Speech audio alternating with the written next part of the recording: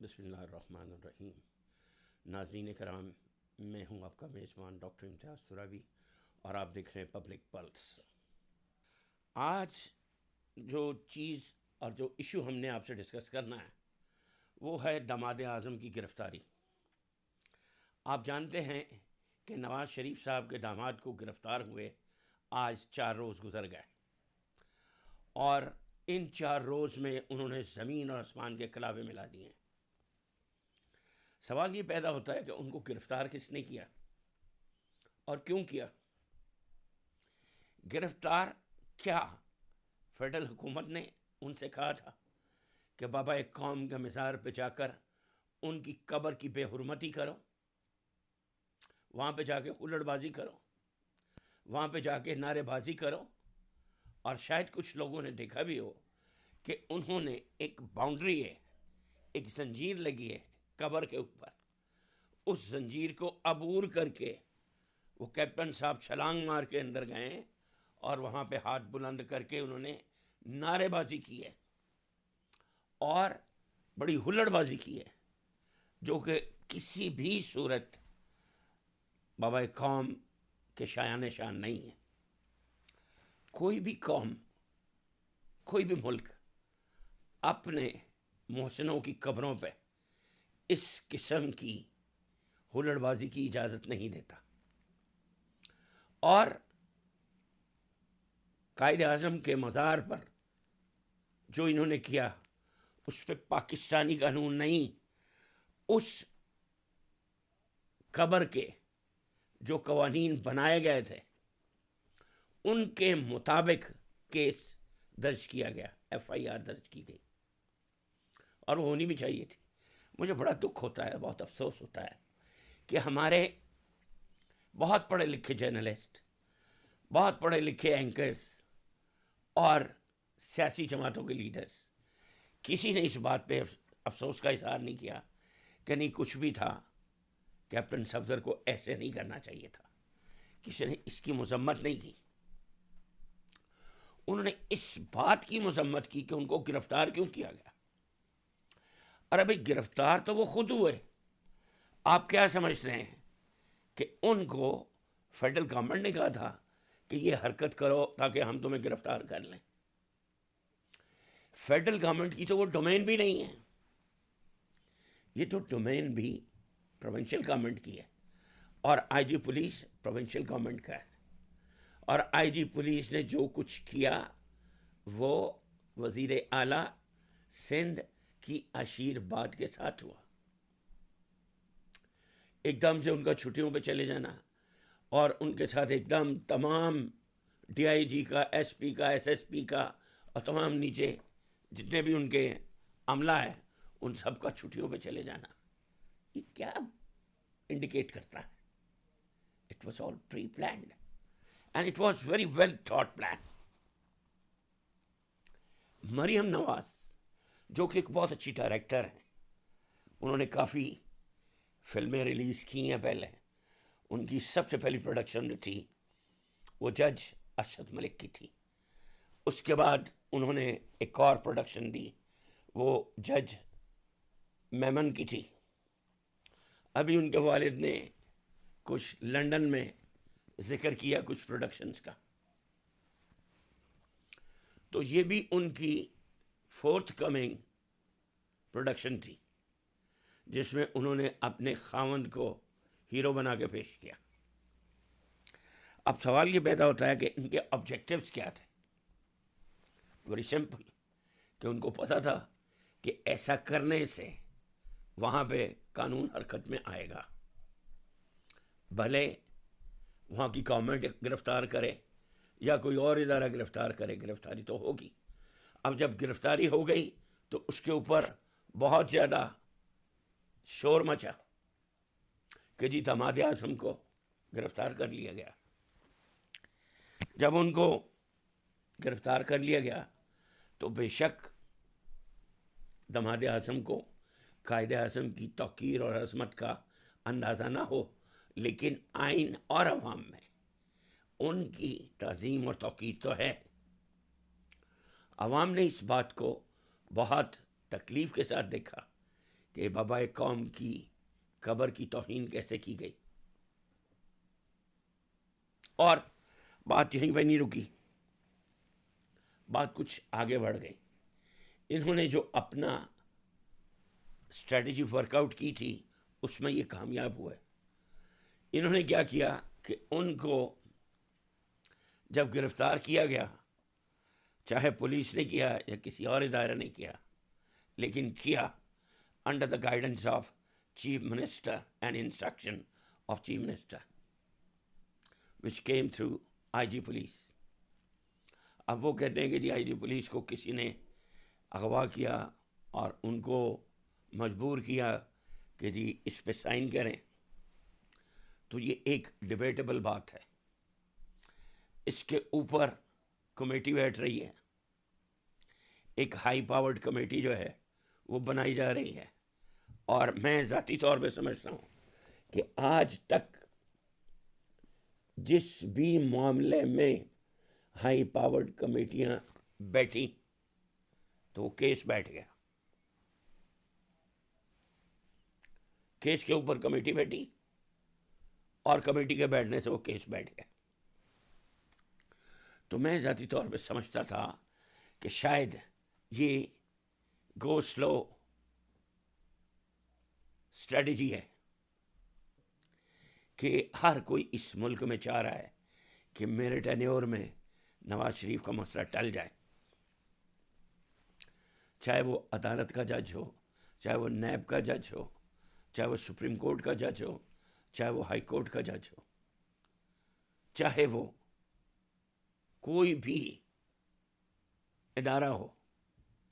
میں ادارہ کہتا ہوں، آپ کو سمجھ آ گئی ہوگی. ادارہ ہو، اس ادارے کا سربراہ چاہتا ہے کہ میرے ٹینیور میں یہ مسئلہ ٹل جائے.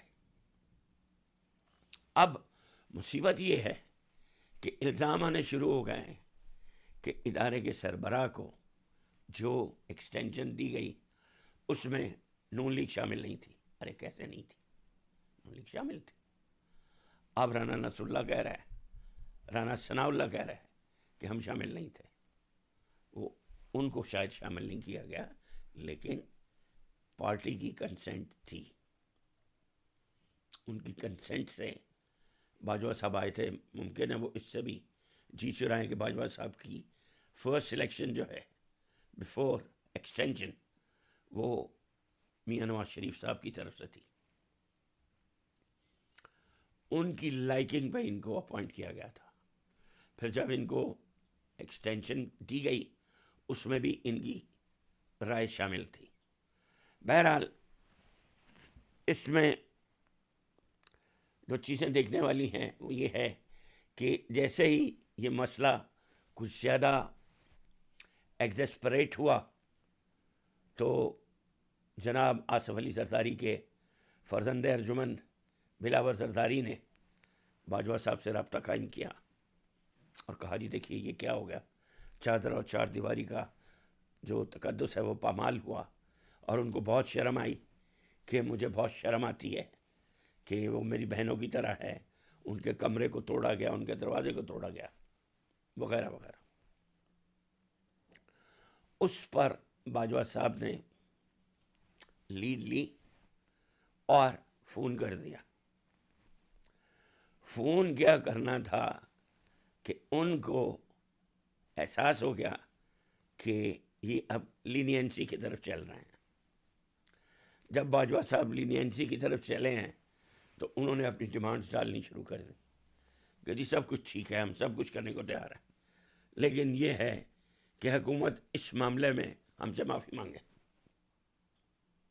یعنی حکومت، یعنی فیڈرل حکومت، فیڈرل گورنمنٹ، جس کو پتہ ہی نہیں کہ ہوا کیا ہے، اس کی ڈومین ہی نہیں ہے، وہ ہم سے معافی مانگے. اچھا جی معافی مانگتے ہیں وہ. اب سوال یہ پیدا ہوتا ہے کہ اس تمام گیم کا بینیفیشری کون ہے؟ نواز شریف، اس کا داماد، اس کا بھائی، اس کی فیملی، اس کی بھابیاں، اس کے بھتیجے، اس کی بیٹی اور اس کے بیٹے. پوری آل شریف بینیفیشری ہے اس کی. انہوں نے ایک نیا ایک رکھنا ڈالا اس میں، کیا یہ اس سے پہلے نپٹی ہے؟ اب اس کو جنرل صاحب کیسے نمٹتے ہیں یہ آپ نے بھی دیکھنا ہے، میں نے بھی دیکھنا ہے. حالانکہ ذاتی طور پہ میں سمجھتا ہوں کہ یہ ڈومین جنرل صاحب کی نہیں ہونی چاہیے تھی کہ وہ اس میں آ گئے تو کوئی صلح صفائی کی بات کرتا ہے. اگر صلح صفائی کی بات کی ہے تو یہ بھی سننے میں آ رہا ہے کہ انہوں نے، یعنی جنرل صاحب نے 12 منٹ کی واٹس ایپ کال کا ذکر ہو رہا ہے کہ جی شہباز شریف صاحب کے ساتھ کسی نے، ان کے دوست نے 12 منٹ کی واٹس ایپ کال کی ہے نواز شریف کو، جس میں ان کو یقین دہانی کرائی گئی ہے کہ آنے والے دنوں میں کافی چیزیں بہتر ہو جائیں گی. نوید سنائی گئی ہے. تو اگر ایسی بات ہے تو جنرل صاحب آپ کو مبارک ہو کہ آپ نواز شریف اور شہباز شریف سے ڈیلز کر رہے ہیں. آپ یاد رکھیے کہ یہ جو آپ چپ شہباز شریف کی چپ کو یوز کر رہے ہیں، یہ چپ جو ہے یہ کریشڈ چپ ہے، کچھ نہیں نکلے گا اس میں سے. عوام never going to appreciate this thing. کیوں کہ شہباز شریف کے ساتھ جب آپ ڈیل کریں گے تو کیا اس نے جو لوٹ مار کی، کیا وہ اس نے واپس کر دی؟ کیا واپس لے آئے؟ اس نے جو 14 قتل مرڈر ڈاؤن میں کیے، کیا اس کے لیے اسے پھانسی پہ چڑھا دیا گیا؟ کیا وہ فائل کھلی؟ کیا ان 14 مقتولوں کو انصاف مل سکا؟ ہرگز نہیں. تو باجوہ صاحب اگر آپ ایسے ڈیل کرنے لگے ہیں being chief of the army staff اور ان دا آفس آف اسٹیبلشمنٹ، تو یاد رکھیے وہ دن دور نہیں جب عوام یہ تقاضا کریں گے کہ let there be an independent institute جو آرمی کو سیاست سے اور سیاستدانوں کے خلفشار سے الگ تھلگ رکھ سکے. یعنی یہ جو آج کل مسائل پیدا ہو رہے ہیں ملک کے اندر، سیاستدانوں کی لوٹ مار، اور اس کے اوپر آرمی جو ہے وہ واچ ڈاگ بن جاتی ہے، اسٹیبلشمنٹ واچ ڈاگ بن جاتی ہے، اور اس کے ہاتھ میں سارے فیصلے چلے جاتے ہیں. No.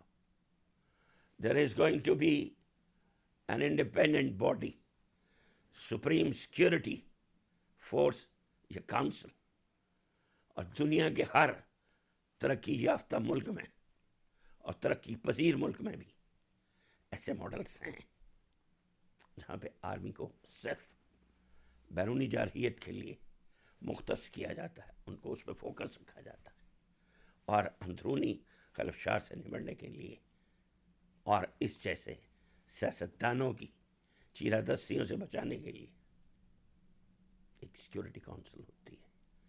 تو جنرل صاحب لیٹس ویٹ اینڈ سی کہ یہ پالیسیز رہتی ہیں یا کوئی آپ اپنے ڈیسیشنز کو ریویو کرتے ہیں.